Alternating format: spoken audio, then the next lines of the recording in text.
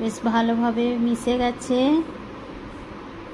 এবার আমি গ্যাসটা মিডিয়াম করে ফুটতে দেব, একটুক্ষণ রান্না করে নেব। 5 মিনিটের মতো এরকমভাবে রান্না করে নিয়েছি। পটল তো ভাজাই ছিল, একদম নরম হয়ে গেছে। উপর থেকে তেল ছেড়ে দিয়েছে। এবার গ্যাসটা বন্ধ করে নামিয়ে নেব। আমার রেডি হয়ে গেছে পটলের রেসিপি। প্লিজ আমার ভিডিওগুলো যদি আপনাদের ভালো লেগে থাকে তাহলে লাইক, শেয়ার, সাবস্ক্রাইব, কমেন্ট করবেন। এতক্ষণ ধরে ধৈর্য ধরে আমার ভিডিওটি দেখার জন্য অসংখ্য অসংখ্য ধন্যবাদ।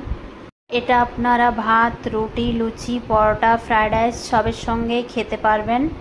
এরকম একটা পটলের রেসিপি থাকলে বাচ্চা থেকে বড় সবাই খুশি খুশি খেয়ে নেবে।